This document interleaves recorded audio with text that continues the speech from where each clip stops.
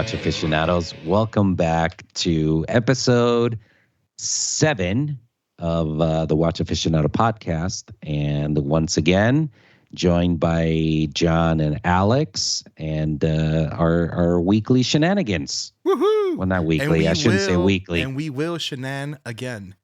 We will shenan again. But actually, this time, John was kind enough to make an outline of we're actually going to follow an outline. We're going to try this out and see how this works. I'll try to follow. That's why I said we're going to try to follow the outline and see how it works. So first on the agenda is our wrist check. What are you guys wearing? What do you got, John? Oh, Alex, Alex first, because obviously you have more of a story. Mine has no story. I'm actually What are you wearing and what's the story? I am wearing a Frederic Constant FC310 dress watch. Have it on a custom lizard strap. And the story is actually really cool. It's one of the first watches I ever bought. It's about 20-something, 23, 25 years old. And I got it. It was one of the first pieces that my wife, then girlfriend, and I bought when we first moved in together. And it's actually a little sentimental to me because it's actual watch that I got married in. Right now, it doesn't have too much time on my wrist right now. It just lives mostly in the safe. But because Valentine's is coming up, I felt a little sentimental and I brought it out. Oh, sentimental. Boo, big spoon. You're so nice. I'm just a big, soft teddy bear. What can You I say? are. You what are. can I say? You are. It's I really like it. It's an open heartbeat movement. I believe it uses. We were talking about it right before we started recording. Like a bass at a movement, and then they cut out the front so we could see the heartbeat of it. Nice. I love it. It's classic. It's clean, and I have it. It's matte black, and I have it with a shiny black lizard strap. It wasn't the original strap. I changed that years ago, but that's my baby. Cool piece, cool story. Yeah. John, I know you put a watch on. No, I did, but actually I was wearing it today when I went to have lunch. A very exotic moon swatch. What? What? Mission to the moon. Yeah. What? Yeah. You're Very wearing a moon exotic. swatch? The guy that gave me shit last time about wearing a moon swatch? Like, that's not a Now real has a moon watch, blah, blah, swatch. blah, blah, blah, blah. And now you're wearing a moon swatch too? I said, Listen, I like them. them. I love them. I'm just giving you shit. It's not a real Omega. I know, but it's not a real Omega. It's a real that's Omega. also It's a moon real swatch. Omega and Swatch collaboration. It's a Swatch. It's not a moon that watch. Looks like an Omega because it's completely made by Swatch. The movement Swatch. It's a Swatch on it. It just happens to look like an Omega. Hey, who owns Yeah. Omega? Swatch Group. Which one are you wearing? Which Mission to the moon. Oh, I like Mission that one. That's to the moon. the I one that wanted looks I wanted classic. Mission. Yeah. Well, I wanted the Mission to Mercury because it looks more vintage. Because like the dial's got like a faded gray, and then it has like then the actual like black outer chapter ring is black, and then the inside is gray. But it's like they were completely and this is hard enough to get. The other one was impossible. So What's at retail because I'm not paying extra for this watch. What was that headline? They've sold 1 million of them? Yes, That's incredible. but you know what actually helped do? Sell actual Speedy Pros. Merchandising. What? It actually helped sell real Speedy Pros too, like that. Oh, I the, bet. the Speedy Pro sales have been going up. What's that old saying? Is it rising tide raises all ships? Yeah, it lifts all boats. Yeah. well, sometimes you need something to sell something else. That's true. Yeah. So- The only thing is, as I was telling Mariana earlier, when I see him on Friday, hopefully I can find a better strap than the POS one it came with, which Alex switched out his too. I did. I bought. Well, it's still the exact same strap. It's just overly priced. I swapped it out for the, I guess you could call it OEM NASA strap from Omega, but it looks exactly Which is way better made. It looks exactly the same. The only difference is the keepers and the loops are metal instead of plastic. That's the difference. Well, the fabric's better. No, the fabric's the same. Is it really? Yeah. The same? Yeah. Oh, God. No. Yeah, no, I want a normal strap. So, actually, little pro tip for all our viewers, listeners. If you take the strap and you reverse it, meaning that the short piece is on the opposite side, it actually sits on that wrist knuckle a lot better, and it's a lot more comfortable. Well, yeah, but how about putting it on? It's still paint, right? It's just kind of like Well, it's still a balance it. Velcro strap. You know, when you I never you never tried put a that, but strap on? tomorrow I'm gonna take a watch and I'm gonna flip the strap and then I'm gonna put it to the test. Yeah.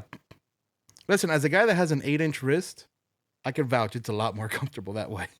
I don't know. I have a girly wrist, so I don't know if it will work on me. But What are you wearing, sir? actually, I just took it off when I got home. But I was wearing you and John have had a role reversal. So we had a role reversal. I am still on my honeymoon with my Planet Ocean. That's it. Piece. That's liquid metal brace, ceramic brace. Oh, it's gorgeous. It just feels like butter on the wrist. Yeah. I love it. Yeah. I get 1,000,001 compliments on that watch. That's but awesome. Didn't you just get back from vacation too? I got back from a cruise, which was fantastic. With it. That was in St. Thomas, overlooking Megan Beach. Megan Bay. Sorry, Megan Bay. Sorry, I used to live there. Sorry. Damn it, you know? Yeah. Well, they promoted it as Megan Beach. Well, it's probably the beaches down there, but the whole thing is called Megan Bay. That's where all the ships dock. That's where we were. And cool. Next week I'll be in Puerto Rico, and I need a getaway weekend. There you go. So, yeah. Bacardi and red beans. Hell yeah. That's just a bad combo. Yeah. But yes, it's going to be a lot of. Well, you don't need to have you just power yourself home. Yeah, that's mojitos and just donku. There you go. All the way. No, you got to have donku. Donku. Bacardi is a very touristy stuff. Yeah, we want the local stuff. Yeah. So, if I sound a little slurred, it's because I'm about 16 ounces of that in. Nice. I should have grabbed the drink before we started. Anyway, I know. Speaking of Moon Swatch and Omega, what do you think of the new Speedy? Oh, I like John, it. I know you're all over that thing. I like it. The honeycomb is cool. No. I don't like the price. I think the price is. What is the price? In the U.S. market, it's not on the website. But I think if I remember correctly, yes, I think it's $11,000. It's not on the website, but I think it's $11K. Yikes! Really? Yeah. Wow. Because that's what I'm saying. Wow, that's a okay. So, from my perspective, mechanically, I really don't think that changing the hairspring and the balance wheel. I mean, there were other changes, but they promoted it as that was the biggest innovation. Well, it's the whole super accuracy thing now, right? Right, but it's far more than the hairspring and the balance wheel. Yeah. But they're promoting it as we came up with this tiny device that's going to revolutionize. I don't know. I mean, the base movement is still like the 9900 base, right? Yeah. So it's still like, in other words, the chronograph works and all those, the automatic works, everything else is it's the all same. The same. The two barrels are the same. Everything else is so they just modified it. So I am going to say something that is a little controversial and people might not like it. I actually prefer the 2 registers with the date at the 6 than the tri-compact, the regular 3 register setup with no date. So at least to me, this is more appealing personally than a traditional moon watch. Not moon. Well, they're not in competition with each other. Well, I get it, but you're gonna have them. If you go to an AD, they're gonna have them side by side. And when you ask for a Speedy, they're like, "Oh, well, we just got this one in." So they are cross-marketed. Yeah, but it's also a 15 millimeter stick and 44.25 millimeters wide. Yeah, because the average Joe cares about that. No, I'm saying there will be when they put on the wrist. In other words, the Speedy Pro. In reality, even though Omega calls the Speedy Pro 42 because of the asymmetric case, in reality it's a 40. Really, it's really a 40. So if you measured it from like the 12 and 6 with calipers, it's 40. It's only when they measure that bizarre thing where they're measuring like the case with the lug the crown guards that also guard the pushers sort of, then it measures 42. So it's really a 40. So really, when you put one next to the other, because it's really you're gonna feel a big difference. Essentially, it's 2 millimeters. Really, the 44 was like a 42, and then it's really 42, and then the 42 is really a 40. Why is it those 2 millimeters are a big difference? A factor of size with you, John? Damn. Size matters, especially with size matters. Size always matters. Girth. It's either going to be too big or too small, man. That's it. Yeah. Depends on the person. You got the Goldilocks zone, right? Exactly. That's it, man. Speaking of which, since we started this conversation, pre-recording, guess what the millimeter is for the lugs? 21. Is it really? Yeah. So then when you can never just find talking anything, about you know, watch bands and that 21, 23. 23. Yeah. Everything should be debacle. 20. Everything should be 20. It just makes life a whole lot easier. 22 is fine. 22 is fine on the right watch. Okay, 20 and 22. But then if you want to make it taper so it's prettier. If you want to have it straight so it's that aggressive look, no problem. But having all these weird sizes, really 21 guys? There was a... It's Rolex all over again with the new 41 sub. This is like finding a Patek that requires a 17.5 millimeter strap. Tapering down to a 14. Christ on a yes. Right? Yeah. Correct. Crazy. Why? Because then you have to buy it straight from them or pay some stupid amount of money for a custom. And every time you put the order in from any custom shop, they're going to call you like, is this right? Well, because people are going to want to use either the Patek Patek, whatever, it doesn't matter. The Patek buckle or the point. Deployment? Right? They're not going to want to use a generic one. What? Deployment? Deployment? What are we deploying? Deployment. It's an ongoing argument. I love that. Yes, I get that all the time. I need a deployment buckle. Oh, cool. What's a deployment? It's going to Iraq. Yes, we're going to deploy something, all right. But people want the factory one because usually, especially like those, don't tend to be stainless steel for the most part, right? Because they tend to be, those tend to be precious metals. So people want, again, it's a Patek pin buckle of like gold or platinum or rose or whatever it is, and then you're gonna have 23 that tapers down to 14 or some nonsense, and then huge pain. Yeah, that's what they are. In other words, are you giving this watch a thumbs up or a thumbs down? A fist bump. Oh, jeez. Oh, yikes. That's harsh. I give it a thumbs up. Like it looks awesome. I just think it's way too much money for what it is. So check this out. So if it were $7,000, it's okay? No, even okay. How much is the Dark Side of the Moon? It's about that. About that, 11 something, 12 something. No, I thought they were less. Was it like 98 or something? The black one? Yeah. The ceramic one? That's ceramic. No. Yeah. The Dark Side of the ceramic one. It's 10 too. So there you go. It's $800. Okay, it's almost $1,000 less. It's $800. Yeah, but so it doesn't have basically that it's the same price. Escapement. Okay, but if you take so let's just take something not. You understand that $800 in the watch world is like meh. No. I understand. Yeah, but that's still, one link. Yeah.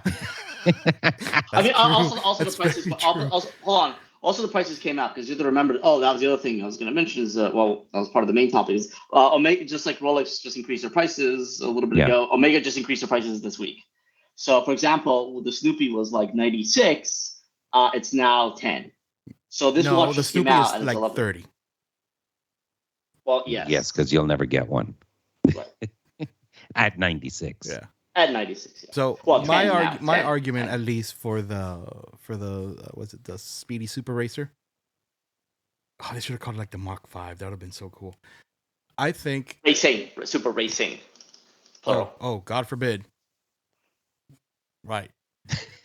What's deployment? Get that shit straight. Tomato. Yeah. So I think it's fitting, and I think the price is in line with Omega's new strategy. Remember, they want to move up market. They want to move into that Rolex category. They want to move the Speedmaster into a Daytona's pricing. I think this is a perfect way to go to that. Yeah, they've been doing it for years. Don't say that they haven't. No, they have, but it's still it's not a winning proposition. Arguably, they're better watches, but the pricing has never been there. Right. Well, in modern times, but it's not just a question of just not. It's also, but it's not just a question of pricing. It's a question of value perception of the general public. Market. Yeah, I get that. But I think they are moving into the right in the right direction when it comes to this. Was it 11.2 you said? No, it's 11. But for example, I'm looking. So the Ed White reedition, which actually uses the 321, is and that's hard to get. In other words, the other one you'll be able to walk in and buy the Super Racing. You can't just walk in and buy an Ed White's reedition, and that's 14.6. With a very assuming limited they're movement. both in stock. With a super limited, with a movement that's only used in that watch, or the platinum one with the meteorite, and the Speedy Pro that's and the impossible moon to get. dust in the metal, right? Yeah. But again, let's just take away the platinum one because that's like 80 grand or whatever. But like I'm saying, stick to the more down steel to one. earth.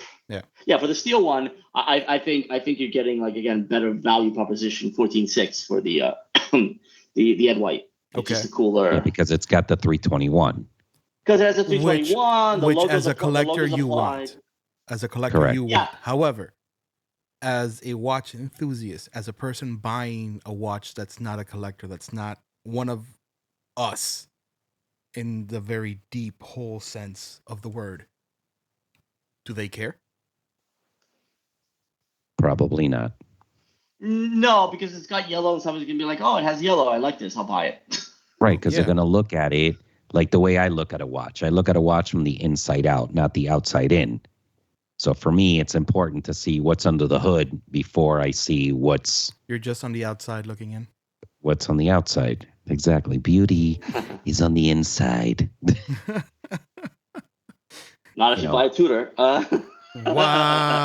No. I own a Tudor. What are you talking about? Lord. Wow. Wow, you had to go there. You should have just said Invicta for that matter. Yeah. No. I was thinking within a normal human level, not crap.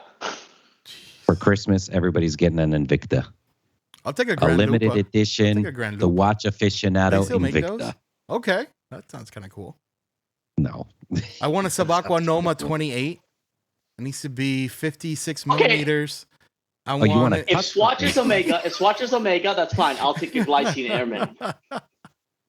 If Swatch is Omega, then I'll take a Glycine Airman because that's an Invicta.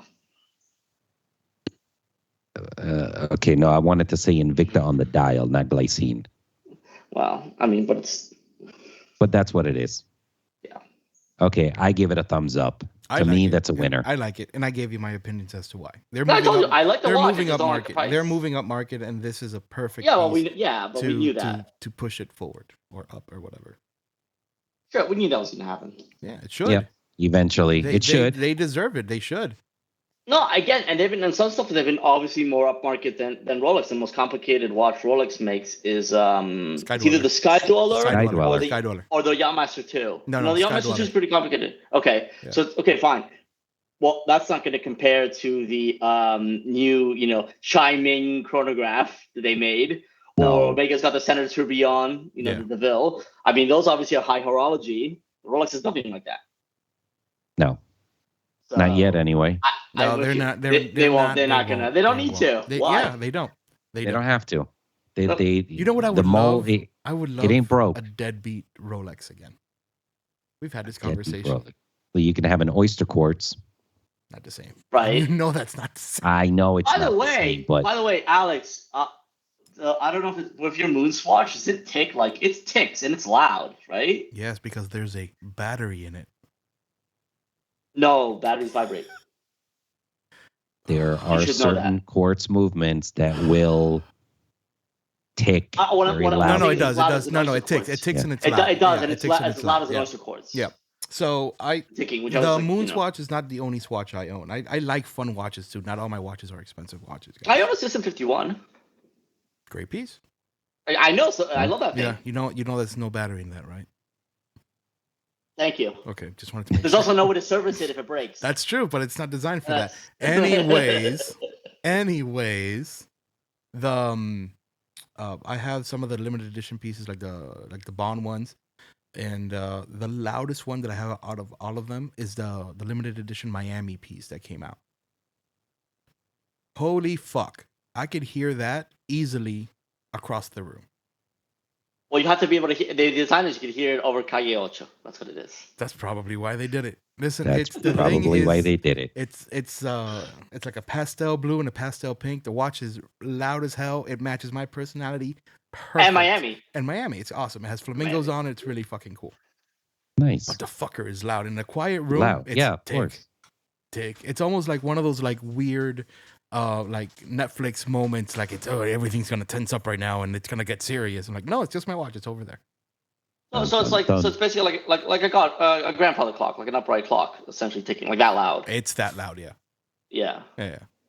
But the Moon's watch is loud, but it's not as loud as that one. And some of my No. I was just asking if you found it loud because it was. I was surprised. I was like, wow, why is the ticking so loud? Yeah. But ironically enough, the first night I bought it, I put it on my nightstand and I went. Was it night or morning, really? Because at that time of the day.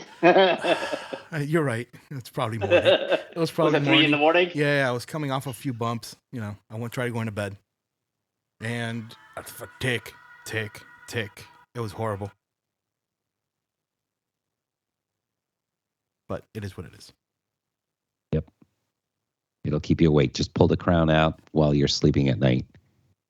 Yeah. Actually, you know what? We'll save the battery too. The thing that pisses me off the most out of any of those, they don't line up. The minute and the seconds hands don't line up when they tick. I get it. I know they're $100. Yeah, but there's expensive watches that don't do that either. I get it. They're $100 watches, that have the same problem. Oh my god, it's It's weird. not a very precise movement. Yeah. So yeah, that's where we are with that. Wasn't made for that. Yeah. I mean, how much is it? What do you think the total movement cost is? Like with everything R&D, Mariano, $5? Or like Maybe. wow. Maybe 10. I'll give him that. But it can't be more than that. They use the exact same movement. They use the exact same movement, I think, in the least expensive chrono, which is something like $99. Yeah. And this so is the movement but they don't need to change can't it. cost more than 10. No, I'm not saying that. What I'm saying is What I'm saying is you imagine they sold 1 million of these, plus they sold 1 million of them at a much higher profit margin than they sell the regular stuff. Oh yeah. Point, Yeah. Well, it's the story. The guy in London that got stabbed over a Moon's watch when at the release. Come on. Oh, for the love of. Yeah. Yep. Well, we knew that was going to happen. Yeah. Luckily, that's the only thing that happened. They closed down a couple boutiques because of that. Yeah. So a whole bunch of people that were in line weren't able to get them because of on the release day. It was weird. Yeah, somebody literally asked that in one of the Facebook watch groups. They're like, "Oh, I'm going to Patagonia since there's 2 Argentines on this podcast," and he's like, "Oh, should I wear my Moonswatch?" And I'm like, "Absolutely not." Yeah. No. Yeah. So after the last episode, I did get some feedback from somebody who actually has been listening to our podcast. Somebody that wants to break into the business. What is they asked me, what is your thought about getting into the business? And I thought that would be something good we can talk about. 3 different perceptions here. Mine as a watchmaker, John as a horologist, and you, Alex, as a collector. What is our perception of the business? I feel like of the the word industry leech would also fit. Leech. Yeah, I just leech off of you guys. Oh, I thought we needed a 4th person to join this podcast. I wasn't sure where we were going with that one. I don't know any of those, but okay. Really? You don't know any leeches? You don't know any lawyers? Oh, sorry. Oh, shit. Okay. Yes, I know many lawyers. What do we think? I mean, okay, you're a collector. Mm-hmm. You want certain things, and you keep getting told, no, you can't have this. Okay. You got to get angry. You have to be, I mean, what? Tell me how you really feel. So, at least for me as a collector, a big majority of everything that I own and I collect, the hunt is almost worth more than the piece itself. So when you get at least for me, for example, the way that I go about getting a new piece is I see something that catches my eye, either design-wise, movement-wise, so on and so forth, and I'm like, oh, cool, and I am attracted to it because I like it. At that point, I'm like, okay, why does it look like that? What's the history behind it? Is this a reissue of something? Is this like a classic piece that is just been redone for modern? Is it something that's worth adding to a collection? From there, I'm like, okay, cool. And then it's a back and forth whether or not to get it as a vintage piece or to get it as a modern piece.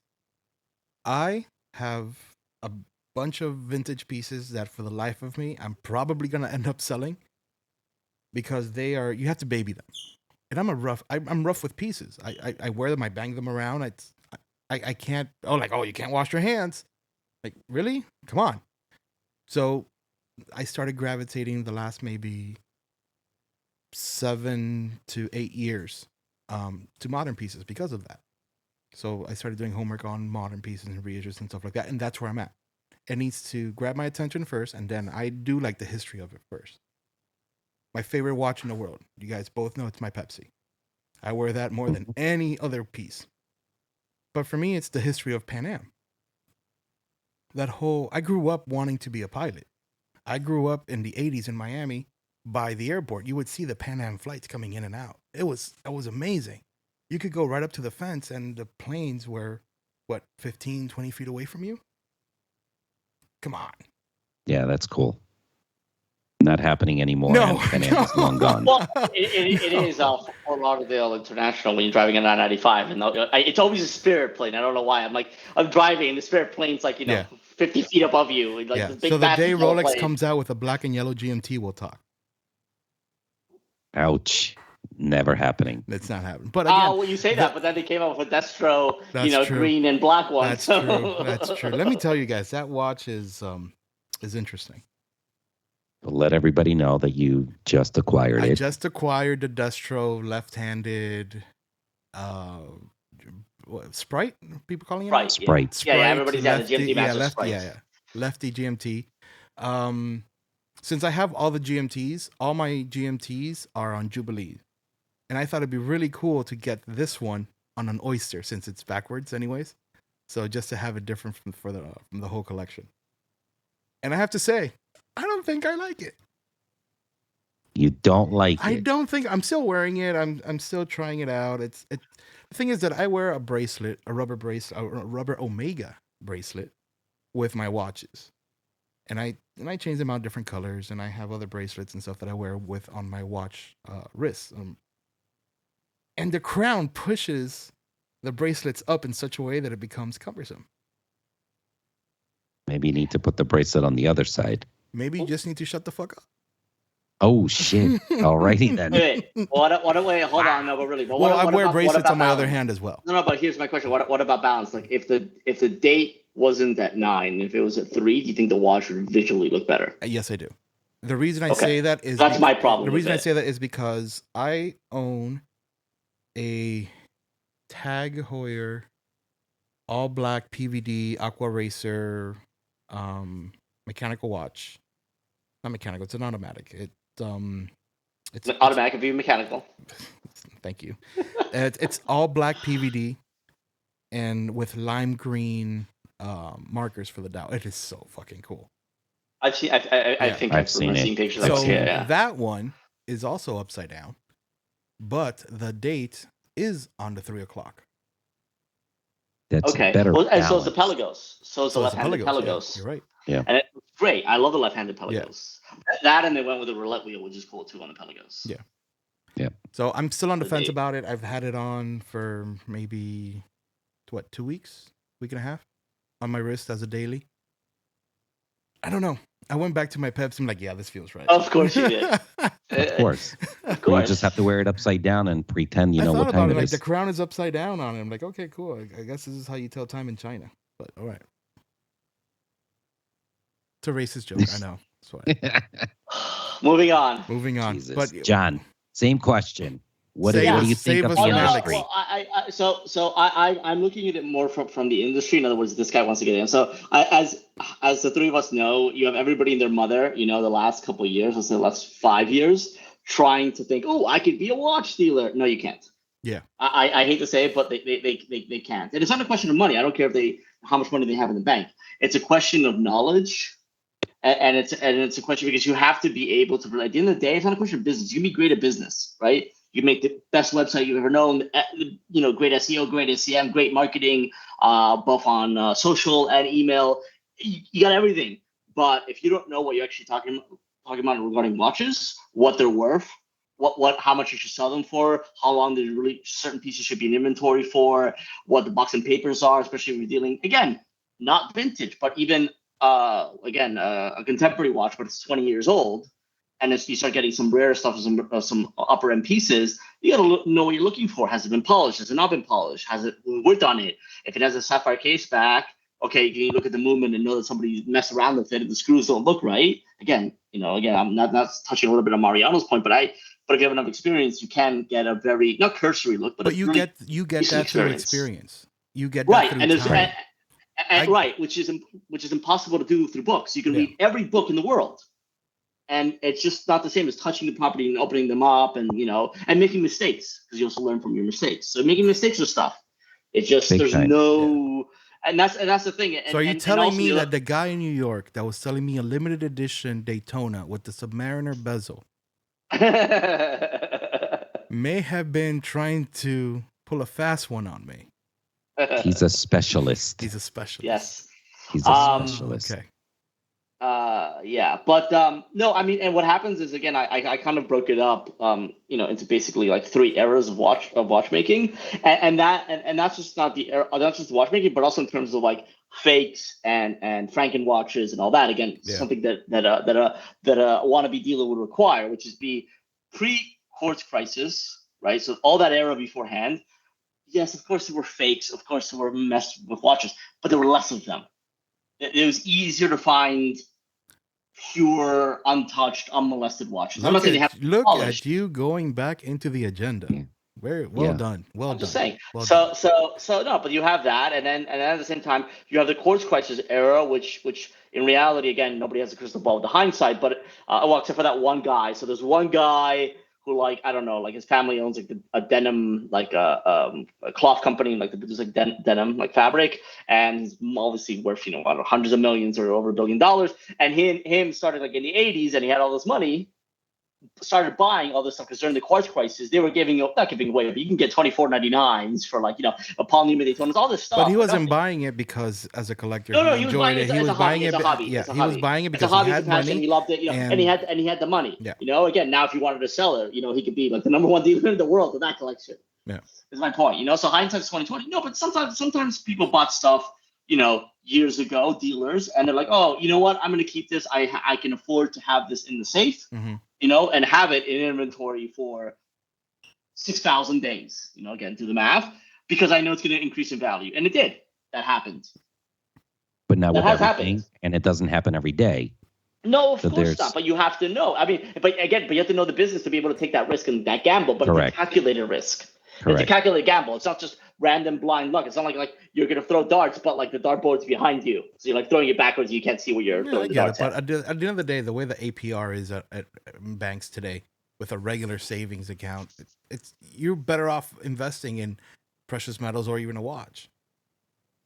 The ROI is going to be 10 times better. Well, that was before. I think now that the market's softened, it has, because it did outpace. Like Rolex was outpacing, like I can't remember what it was. One of the stock. I don't know if it was the Dow or the S&P. Like the whole index of it. But I think now, again, long term though, I mean, again, because the market's designed to always go up. That's why they switch out stocks. Unlike the S&P from the Dow, for example. So Dow component, one of them's not doing well. They put one that does do well, so it always goes up. Long term, if you put money into, again, an index fund or whatever, you have 20 years to wait, you keep investing in it, that probably all over the long term is going to do better than most watches. Do you think at that point you're getting into it for the wrong reason though?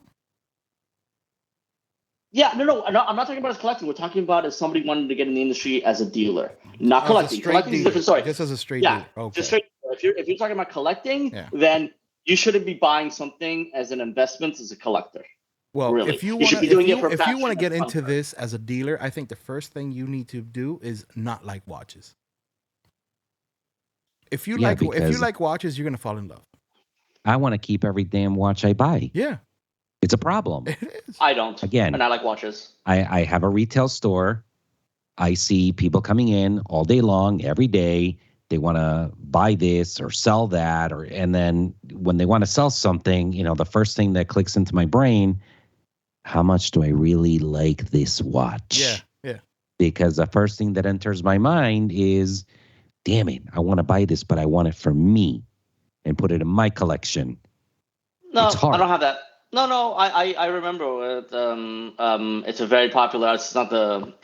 It's a Daytona. It's there's different nicknames for it. The Leopard, the Safari. You know the one I'm talking about. The Nick Cave. Okay. Elton John. We used to call it the Elton John. Yeah. Okay. So that watch, for example, got it, photographed it, I cataloged it, the whole thing, acquired it, sold it. Right when I went to one of the auction houses. I would never want to own that watch. Yeah, because you don't That's a like the rare watch. exception. But what happens if But it's I a don't watch you like? But that's what I'm saying. But there's a lot. Yeah, but even watches that I like, if I think I'm going to make enough money, like again, the problem is like again, you can always in the back of your mind go, okay, well these 60 or 80 watches are my permanent collection. But if somebody offers you enough money, like there's a very famous watch dealer again. Well, everybody has a price. There's a very famous watch dealer. I'll just say he's an expert in Patek, and his thing is he was wearing his watch. It's a stainless steel watch. Regular automatic time only and date, right? So nothing complicated from Brandon makes very complicated watches. And he told me, he's like, yeah, people ask me like to buy it off my wrist. And he's like, what I told him is I gave him a preposterous number. He's like, I don't want to sell it. This is my watch. I wear it for everything. He's like, but I do give a preposterous number. So sometimes I'll literally put double what gray market's going for. Gray market retail, not gray market wholesale, obviously. And he's like, if somebody really wants to buy for that much, I'll take it because I know I can then go ahead buy another one and still make all that money back. Yeah. So right. That's what I'm saying. So you have to be able to, you could like stuff, but if somebody makes you, if they make you an offer you can't refuse, as long as the horse, with no horse head on in your bed, then it's worth taking. Agreed. That's all. The collecting perspective, horology perspective, the retail perspective. To me, it would be almost impossible. I don't think I could be able to get it as a dealer.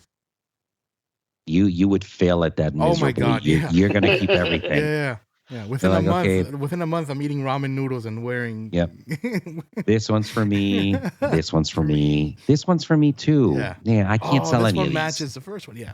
Yeah. Exactly. Yeah. You're like, oh, this is a ladies' Gigero with a 101 movement with diamonds. This is for me. This is for me. It's fine. I'll wear it as a pinky finger. I'll put it on my pinky. I don't know. Yeah. It's hard. It's hard. And like I've had this conversation with this guy before who asked me this question. He's like, I want to do what you do. My first question was, why?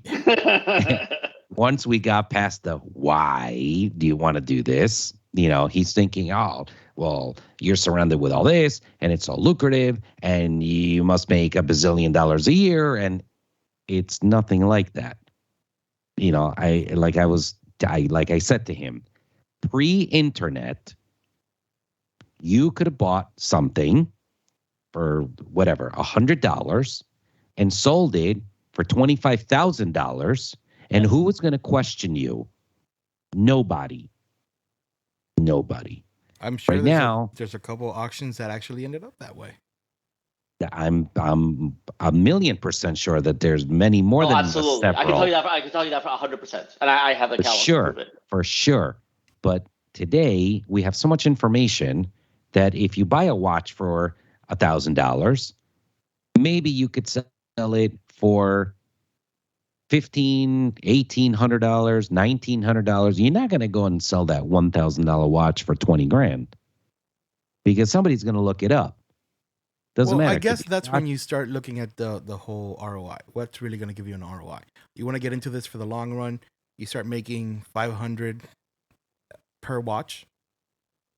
Are you going to start flipping enough watches that you will eventually make up to get a big piece and get a big flip? Or do you just keep going 500 at a time and that's how you make your money? Depends on the watch. I mean, it depends more on the person. Take your Sprite, okay? Uh-huh. So let's just take the Sprite as an example. Since you brought that watch up. Yeah. Which, for the record, every time I get a new watch and I post my pictures and I have my fun on Instagram and I do the whole thing, I get messages from people like, "Hey, sell me your watch. I'm a dealer. Blah blah blah blah blah blah blah." These watches aren't for sale. These are my watches. Right. No, I'm not saying that, but I'm saying, okay, so obviously you went ahead. So the difference again, and that's an industry thing we can talk about too, is like obviously people's relationship with ADs and how that changes as well. Because obviously, let's be honest, both collectors and pure dealers have relationships with ADs to get stuff. That's, in other words, the watch brand only sells channels through ADs. Therefore, where do the watches come from? So that cat's out of the bag. If people don't know that, it's not like it's some big secret. So taking that into consideration, Alex is buying it from an AD. He's buying it at retail. Fine. But at one point, as you know, when the Sprite first came out, like 9 months ago, it was right at the beginning. They got to a point where they got close to $60,000. Yeah, I remember that for that watch. I remember that. But I'm sure there were dealers that maybe paid 50. And then now it's like less than 30, I think, or close to something around 30. I haven't checked in a couple like 2 or 3 weeks. I don't know what they're at that, but roughly. So imagine if you're a dealer and you're a newbie dealer and you spend 45 or 50 on that watch. Yeah. You have now lost a lot of money. Do you think the people that bought it for 45, 50 still have those pieces, or do you think they've already turned them? I think they're gone already. I think they flipped them. I think so too. I don't think anybody's ever. Yes and no, because again, just because somebody posts something for sale doesn't mean it sells. But that watch being that hot of a watch, and I remember when it came out, like, oh yeah, $60,000. I'm like, that's ridiculous. But the price dropped very quickly, though. I get it, yeah, because there weren't any on the market. It's probably going to happen with that giant sub that came out. Same thing. It's going to come up and it's going to come down back to a normal price, and it established. They're trading around 40 right now. It's 28 something. Yeah, and it's a $26,000 watch. So eventually, it's going to level off. Yeah, it's going to eventually level up. But at the same time, I think the dealers that bought at $50,000 to sell it for 60 already had a buyer. Right, but I'm saying, but the newbies did it. That's my point.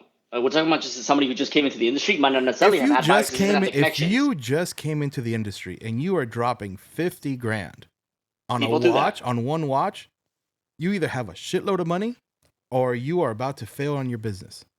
There's no way me as a startup business am I spending $50,000 on one. I'm not putting all my eggs in one basket. No way. Well, people do that. Okay, but people do that. They do that. That's what I'm saying. If I have a customer that's willing to pay 60 and it's going to cost me 50, I'm going to pull the trigger and buy it. He better give a deposit. You have clients. Yeah. But you have clients. You're established. Yeah, we're saying a brand. That's not my problem. For you, it's a family thing. He's going to go in. He's going to go blind, or he'll be the reverse. Only the reverse can happen. He'll buy a lot of shit watches that he'd be like, oh, I got this for $700, but then nobody wants it. So it's not even worth $1,000 because you can't get anybody who wants to buy. Maybe $750, or maybe $700, or maybe $650. Maybe he'll lose money on it. It's like, oh, I bought 10 of them. When you come to the store on Friday, I'm going to show you a whole showcase full of things that I bought that I can't sell. Okay, so it's proof because it's right there. I have a ton of money invested in all this stuff that I can't flip. On the same thing, the OP41 with the Tiffany dial back in December a year ago, that thing was going for $60,000. It's a $6,000 watch. I'm sorry, what? No, it wasn't that high. No, it never went that high. During Christmas, I saw it on Chrono for around 60. Again, but that was probably the highest price somebody's asking. What was the lowest price somebody's asking? That's money laundering. That's money laundering. I don't want to know what the spread was. No disagreement there. The point is, how do you take a $6,000 watch, make it $60,000, and people, it was selling, maybe not at 60, but at between 40 and 50. So, I have the coral red version of that watch. Yes. And I can tell you, hands down, it is the worst finished case and bracelet from Rolex I have ever felt. You know who also has that watch? Bryan Cranston. I was watching Bill Maher's got a podcast, and he was wearing that watch. It was very distinctive of that dial. There you go. I like it. I like the red. It's like that orangey, blood orange. It's red. A cool piece. It's a cool piece. It's a cool $6,000 piece. Exactly, not $20,000. Yeah. But those have gone down in price a lot too. Well, first of all, they got rid of some of the colors. They got rid of the 41 anyways. So the Tiffany blue they got rid of. The Tiffany blue's gone. The coral red, like mine, they got rid of as well. Right. I think like the them when they were yellow's 39. gone, I too. thought the 39 size was like a nice size. Oh, the 39 with the great purple dial. Oh, Yeah. that That was was a really nice gorgeous. watch. Yeah. That Yeah, was the grape gorgeous. dial was cool, but Yeah. it's discontinued. Well, I know, of course, no, the 39s are completely discontinued. Well, that's also my problem with the Explorer 1 or Explorer, however you want to call it. But the fact that they went from 39 back down to the 36 size, also, because Yeah. at 39, if you wanted a no-date Rolex that was still sporty, but it wasn't the sub, in other words, You get had an just had, Explorer. you know, the Explorer was at 39, Yep. was flawless, it was thin, it was just perfect. Like, I know people that own that watch at 39. Again, they just bought it as retail, whatever. They're not really, they're the watch guys. They're not like super collectors, but that's like a daily watch. They love that watch. Yeah. It's perfect. And then Okay. I heard of nobody who's bought the new 36 to wear. I think it's a waste. I think it was a mistake for them to discontinue the 39 to bring back the 36. And make a two-tone version with yellow gold. And make a two-tone version, which is not pretty. Because just again, I'm not a two-tone guy, and again, Alex really knows this. I'm really not. But the GMT Master Root Beer, the two-tone with the rose gold, is a fantastic-looking watch. That is a great-looking watch. Not for me. For two-tone. Huh? I don't like rose gold.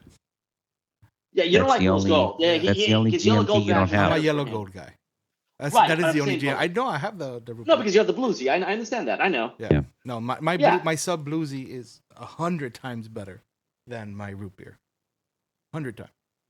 Okay, but I'm saying, again, what I'm talking about is I'm not a two-tone guy, but I'm saying even the Explorer, again, forget about the 39, 36, for example, they would have gone rose gold instead of yellow, it would have looked a little better. It would have looked, it would have looked a little bit more I think contemporary. it would have been better to have them either go back to 36, the all steel, 30, Sure. leave it at 39, but for the anniversary, which is the whole reason they did the two-tone, to make a Yep. special, maybe all gold version. No, I would have done something different. I would have done a special, but again, Rolex doesn't really do limited editions; they just do limited production. I would have done, which they have done in the past. It is taking from their history. Is I would have done a white dial, a Polar Explorer 1, which they have done in the past. Every single person that I know, every single blog that I read, every single podcast that I listen to, every year around this time when the new watches get hinted at, everybody always says, this is the year that we're going to get a white dial Explorer. But for the anniversary, that would have made sense. It would have. Not only that, again, and it matched the fact that the whole, Everest, Polar, it kind of goes together.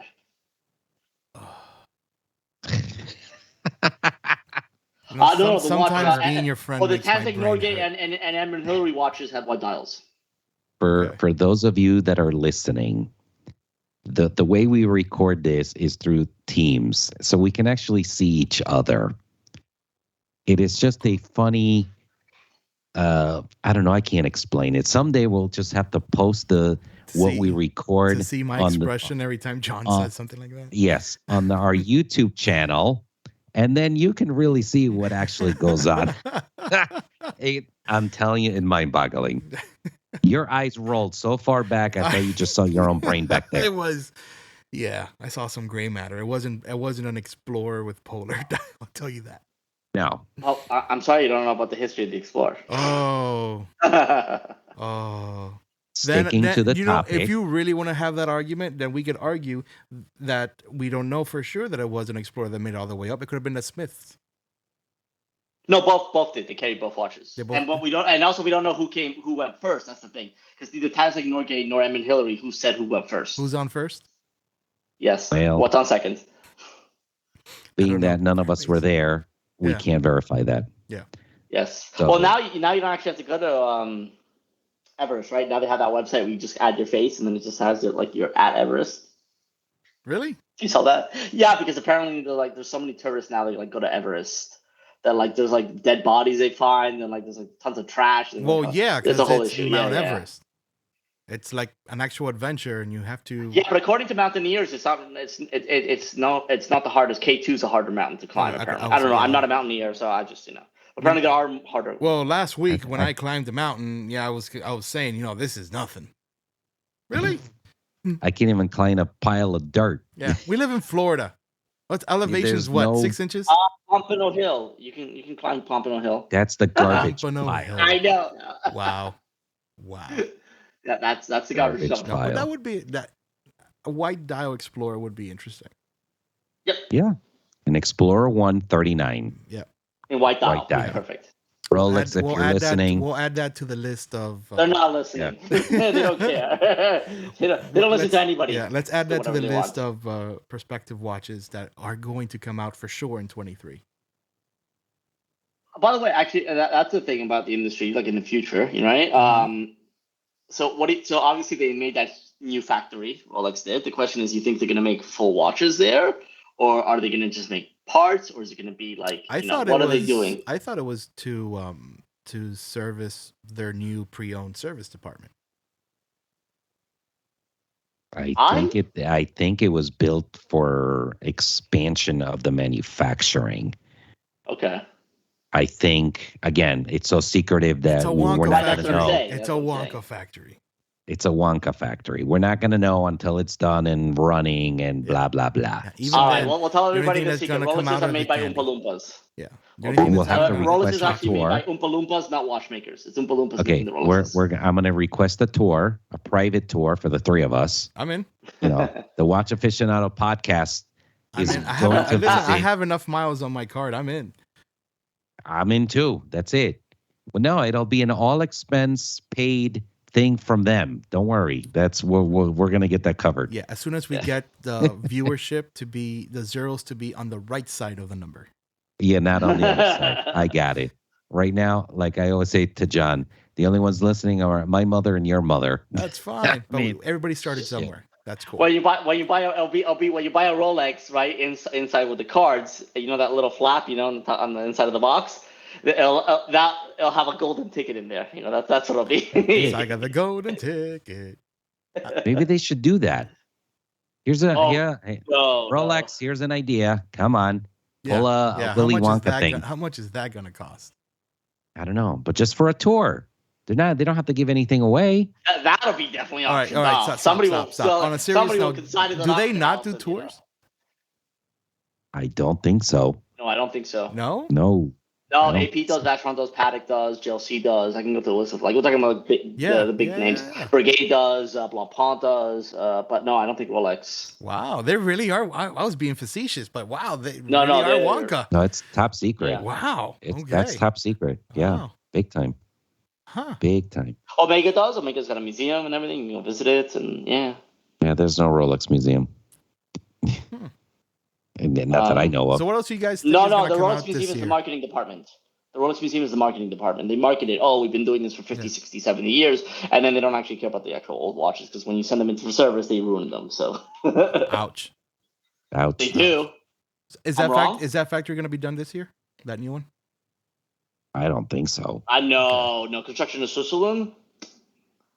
Yeah, but that's Swiss Union. There's a lot. No. It's there's a lot of bureaucracy and stuff involved. Well, that's when you cross the border. You get the Germans to come over. They're efficient. So are the Swiss. I could say a really asshole joke right now, but never mind. Oh yeah, we got it. I'll mark it explicit just in case. I've been cursing like a sailor, so it's fine. That's all good. I don't think we've been cursing enough. Well, you've also been drinking like one too. So. I have. It's been a long day, guys. It's been a brother. Long I can't wait to see you Sunday. We're having a drink, and I'm bringing cigars. Oh, I am in. And for our moms and everybody else that's listening, what's going on Sunday? What's going on Sunday, John? The first meeting of Red Bar Palm Beach. Wait, stop. Can you say that again with a little bit more enthusiasm? I'm not drunk enough for that. No, I'm just kidding. Give me 10 minutes. Well, no, an hour and a half until you get here. That's right, yeah. Now in my car. No, so it's the first meeting of Red Bar Palm Beach. There you go. Dun, dun, dun, dun. Cool. It's a private event. So, it's a private event. So you can. How can you register? You have to send a DM to at Red Bar Palm Beach on Instagram, and then I'll take a look. Okay. Because we got to And what verify is- people because it's a as I private was event and asked- it's a private company. So, As I was asked, what is Yes. Red Bar? well, Mariano, you should know better than I do. Well, I guess, even though we've been members of Red Bar for a bazillion years, Red Bar is a global watch community. There's chapters all over the world. John happens to run the one in Palm Beach. I run the one in Tampa. And we do monthly get-togethers of anybody that has a watch that's a watch lover, minus Invicta. Hey. You know, Vintage all right. Invicta is... Vintage. All right, that's different than Okay, new was I saying Invicta. vintage Movado? Yes. Yeah, okay, with and Minerva, M45 yes. Movado's very cool, Yes. but yeah, Yes. fine. Okay, yeah. As long as you have a watch and you love watches, reach out to John. Reach out to me if you live in Tampa and you want to attend. If you're in Palm Beach or Broward, Miami, and you want to attend, just send us a message. Let us know. We would. I feel like be we should more than also say happy. there is a Miami I have chapter. Miami. And chapter, in Miami, yeah. yes. Red yes. Bar chapter. Miami. There's a Red Bar So- Miami. There's a Red Bar Palm Beach, and there's a Red Bar Tampa. I believe Right. there's an Orlando. Is that right? There's nobody in Orlando. No? Okay. No, Okay. no, I because think the there's only three in Orlando Tampa. Well, now guys. obviously, and the Palm Beach one Come is to brand me. new. Yeah, the Palm Beach So- one just run you. Okay. Yeah, the Orlando people, because I do have some members that live in Orlando, drive to Tampa. Okay. And I could tell you as a member of Red Bar, it's a cool event. He's actually member of both. I am. Actually, All you're a three. member of all three chapters. Yeah, I am. So Yep, I can so tell am you I. going to all the different events, and the main thing that I've seen And I'm a member of the with the creator of it, if there's a really cool YouTube like interview with him, and he says the main thing is like don't be an asshole.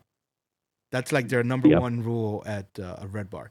You could have anything from a $10 swatch to a $300 swatch like John's wearing to a $300,000 Venta Black turbo.